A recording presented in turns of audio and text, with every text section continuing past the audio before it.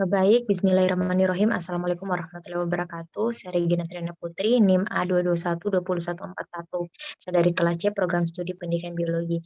Nah, jadi dalam video kali ini saya akan membahas materi terkait sistem indera, di mana meliputi sistem penciuman, pengecap, dan peraba.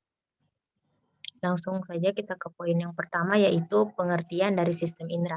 Nah, sistem indera ini merupakan kumpulan reseptor yang khas untuk menyadari suatu bentuk perubahan lingkungan. Nah, sistem indera ini merupakan bagian dari sistem saraf di mana berfungsi untuk proses informasi indera. Nah, agar dapat terjadi suatu penginderaan harus dapat dipenuhi 4 syarat mutlak. Jadi yang pertama adanya stimulus, adanya reseptor atau alat indera, dan yang terakhir impuls saraf harus diantarkan sepanjang lintasan saraf dan dari reseptor atau organ indera ke otak. Nah, selanjutnya sistem indera pada hewan invertebrata.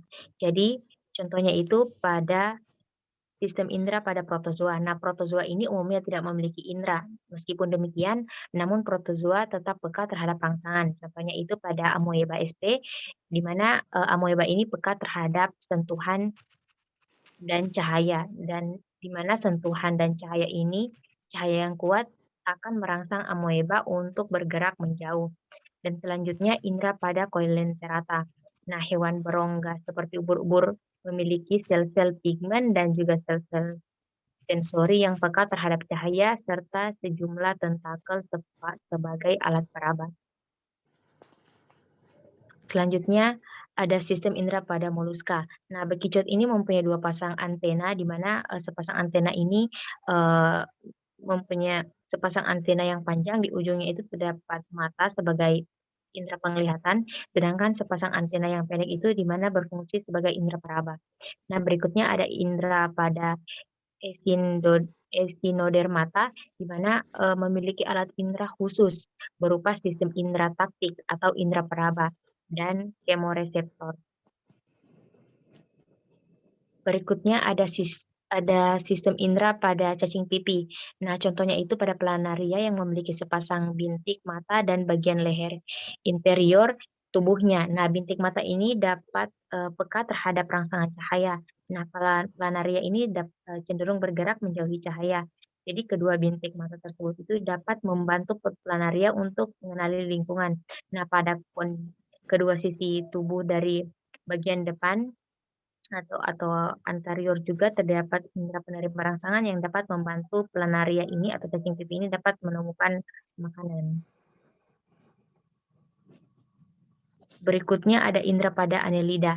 Nah, contohnya itu pada cacing tanah memiliki 2 macam indera yang berkembang biak dengan baik, yaitu indera penerima rangsangan cahaya yang terdapat di lapisan kulit bagian dorsal dan banyak terkumpul di daerah ujung tubuh, terutama di ujung anterior dan juga sel-sel yang peka terhadap rangsangan sentuhan.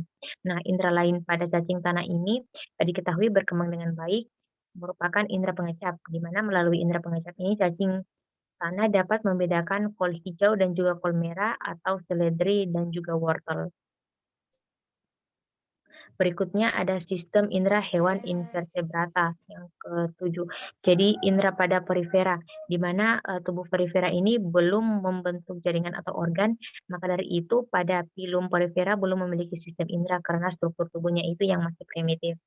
Dan yang berikutnya ada indera pada insekta atau atau serangga. Nah, serangga ini memiliki 2 macam indera yang berkembang dengan baik, yaitu sepasang antena yang berfungsi sebagai alat indera peraba dan juga pencium. Nah, serangga ini memiliki indera penglihatan berupa mata tunggal, mata majemuk, dan ada pula yang memiliki keduanya, yaitu mata tunggal dan mata majemuk.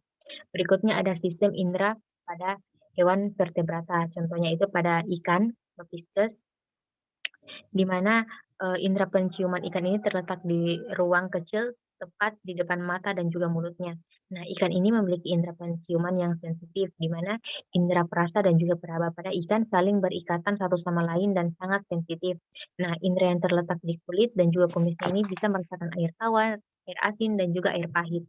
Nah, sedangkan untuk indera perasa, mereka ini dapat sedangkan pada indera perasa mereka ialah kuncup yang ada di mulut, kulit, kepala, lidah, dan juga bibirnya.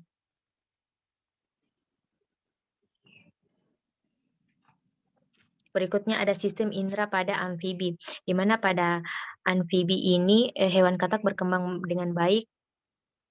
Ini contohnya indera penglihatan dan juga pendengaran. Jadi, katak itu memiliki indera yaitu lidah, di mana lidah ini dapat merasakan rasa manis, asam, asin, ataupun pahit seperti yang bisa dirasakan. Lidah katak juga cukup, bisa membedakan makanan yang layak dan juga makanan yang tidak dapat dimakan. Jadi itulah presentasi saya terkait sistem indera, lebih dan kurangnya saya mohon maaf. Saya akhiri, assalamualaikum warahmatullahi wabarakatuh.